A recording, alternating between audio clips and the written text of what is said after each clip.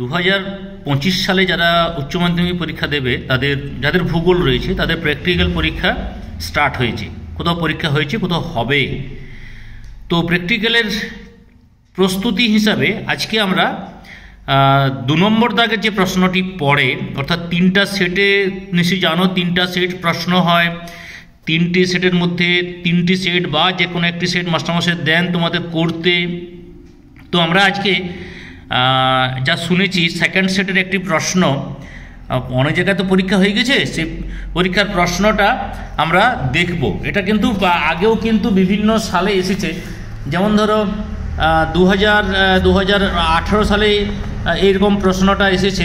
এখানে কিন্তু উত্তর অক্ষাংশ আছে, এবারে যেটা শুনছি দক্ষিণ অক্ষাংশ দিয়েছে। তো এই প্রশ্নটাকে বেস করে আমরা প্রশ্নটা লিখেছি।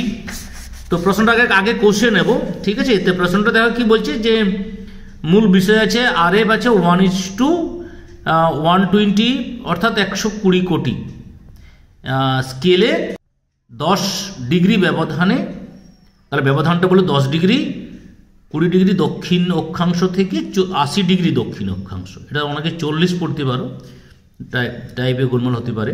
আর 150 ডিগ্রি পূর্ব থেকে 150 ডিগ্রি পশ্চিম, এই দ্রাঘিমার বিস্তার জন্য কি বলেছে না, এক প্রমাণ অক্ষরেখা বৈশিষ্ট্য সহস্রাঙ্ক অভিক্ষেপ, 1 standard parallel simple conical projection করতে হবে। আর একটি প্রশ্ন দিয়েছে মানচিত্র অভিক্ষেপ বলতে কি বোঝো।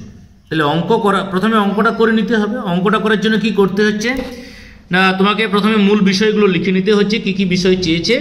এটা কিন্তু অঙ্কটির মূল বিষয়, ঠিক আছে? এরপরে আমরা সৃজনী ভূগোলকের ব্যাসার্ধ, যেটা সূত্র আছে, প্রকৃত ব্যাসার্ধ বাই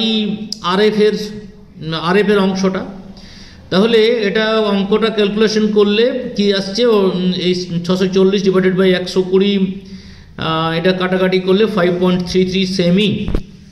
এরপর নির্বাচিত অক্ষরেখা আমার কত বলেছে, 20 থেকে 80। তাহলে 20 থেকে 80 আমরা 10 ডিগ্রি ব্যবধান বলেছি, 20, 30, 40, 50, 60, 70, 80, এটা লিখে নিলাম। এরপরে নির্বাচিত দ্রাঘিমা কত বলেছে দেখো, 150 থেকে 150 ইস্ট থেকে 150 ওয়েস্ট। তাহলে 150 ইস্ট, 160 ইস্ট, 170 ইস্ট, তারপরে 180। এটা ইস্ট ওয়েস্ট কিছুই না, নিশ্চয়ই জানো। 170, 160, 150, মানে 150 থেকে 180, 150 থেকে 180। তাহলে মধ্য দ্রাঘিমার সভাপতি এদিকে 3টি, ওদিকে 3টি, বাম প্রান্তীয় ডান প্রান্তীয় যোগ করে ভাগ করলেও এটা আসবে। এরপর এই যে প্রমাণ অক্ষরেখার ব্যাসার্ধ, এটা তুমি করতেও পারো নাও পারো। এই 3টে অঙ্ক, এই পরের 3টে পার্ট তোমার, যেহেতু আমাদের থিওরিটিক্যাল বলা আছে, ম্যাথমেটিক্যালি বলা নেই, তুমি এই অঙ্কটা করতেও পারো নাও পারো। আমরা সেটা ক্যালকুলেশনে, অর্থাৎ যখন আমরা ড্রয়িং করব তখনই সেটা বেরিয়ে আসবে।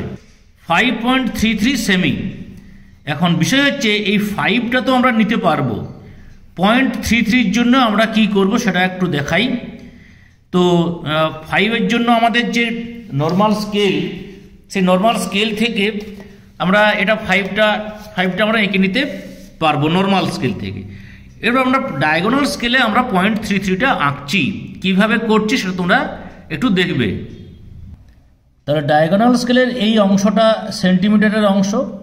এখানে নিশ্চয়ই জানো যে এটা 0, 1, 2, 3, আর 0.3 জন্য প্রথমে আমরা 3 ঘর গেলাম। এরপর এখান থেকে 1, 2, 3, তার মানে আমরা প্রথম দিকে 3 নিলাম, পরের দিকে 3 নিলাম। এই দিক থেকে আরবার বলছি 1, 2, 3, এটা ওই প্রথম 3টি, দ্বিতীয় 3টির জন্য 1, 2, 3, অর্থাৎ এই ভ্যালুটা আমাকে এখানে কিন্তু পেন্সিল কম্পাসের সাহায্যে সূক্ষ্ম করে কেটে নিতে হবে।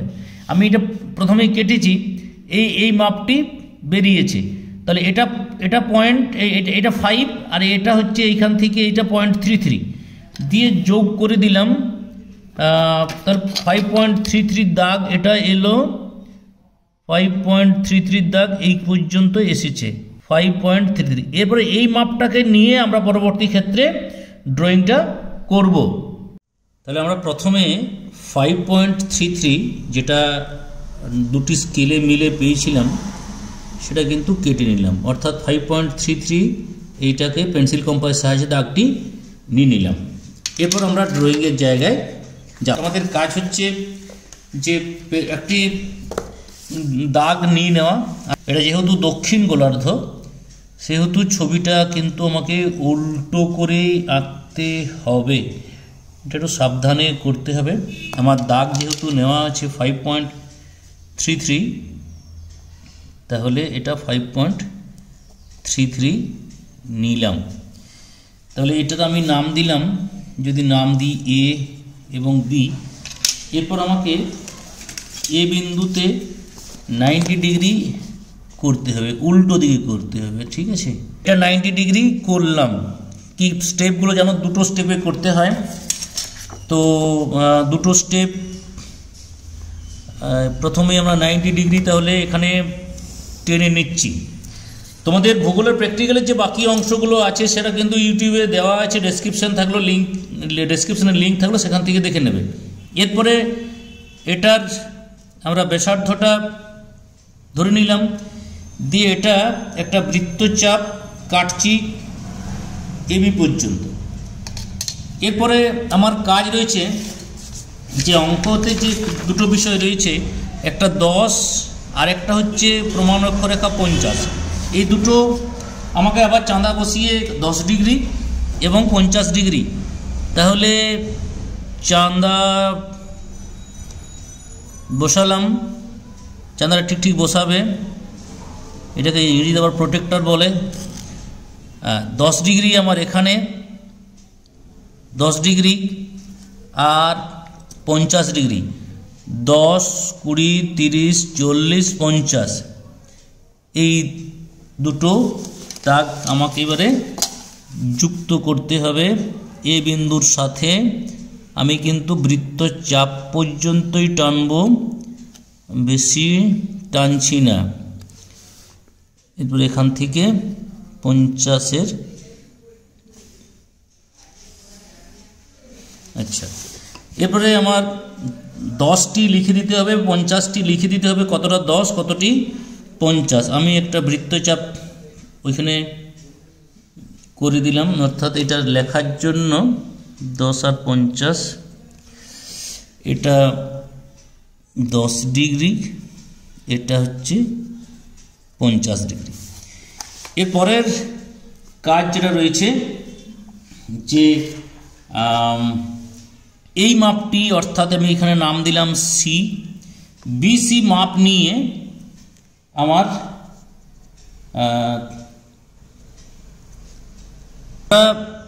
বিসি মাপটি নেব। সূক্ষ্ম করে মাপটি কিন্তু নেবে, খুব যত্ন সহকারে নিতে হবে, কারণ একটু মিলিমিটার এদিক ওদিক হয়ে গেলেই ছবি কিন্তু এদিক ওদিক হয়ে যাবে। অর্থাৎ এটা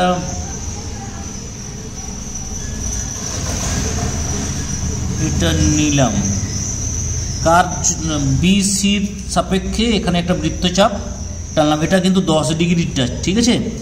এরপর এ বি এর প্যারালাল টানতে হবে এই বিন্দুতে, অর্থাৎ আমি যদি এটা কিউ বিন্দু নাম দিই, কিউ বিন্দুতে এ বির প্যারালাল টানতে হবে। প্যারালাল টানার জন্য এটা সেট স্কোয়ার, এই সেট স্কোয়ারটা বসাতে হবে সুন্দর করে। আমি তো কিউ বিন্দুতে প্যারালাল টানছি, তার জন্য এ বির উপর আমি একটি সেট স্কোয়ারের অংশকে রেখেছি এমনভাবে যাতে বোঝা যায় যে আরেকটি দাগ টানা যাবে। এবার আমি এটাকে একদম ফাঁক না রেখে, যে দেখো আমি যে এটা কোনো গ্যাপ নেই, এই গ্যাপ না রেখে আমি একে কিউ পর্যন্ত ঠেলবো।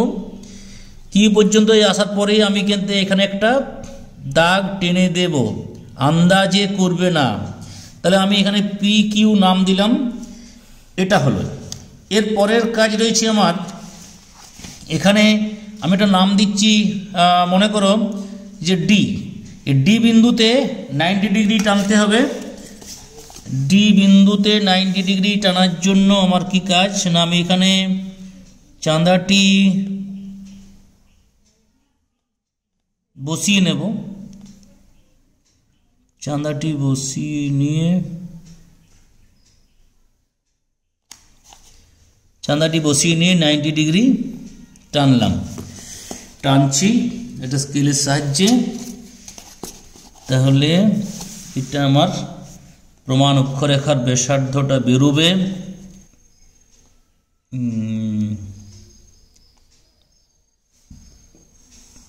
এটা আমার প্রমাণ অক্ষরেখার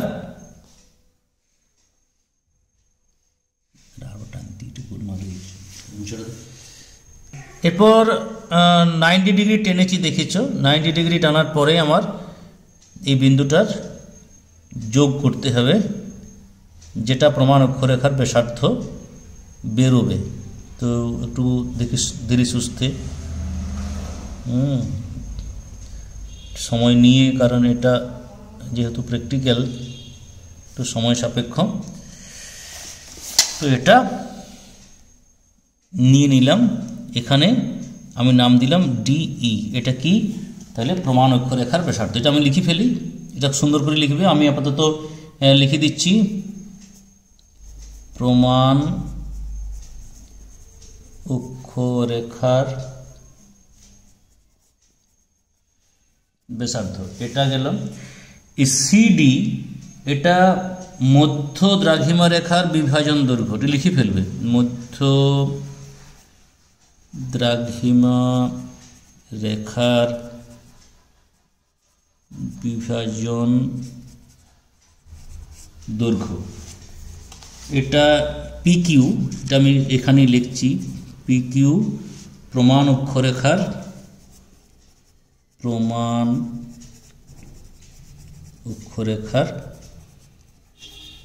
বিভাজন দৈর্ঘ্য।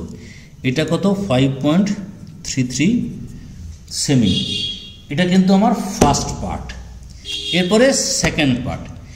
সবথেকে গুরুত্বপূর্ণ বিষয় হচ্ছে এটা কিন্তু দক্ষিণ গোলার্ধের করতে বলেছে, অর্থাৎ 20 ডিগ্রি দক্ষিণ থেকে 80 ডিগ্রি দক্ষিণ।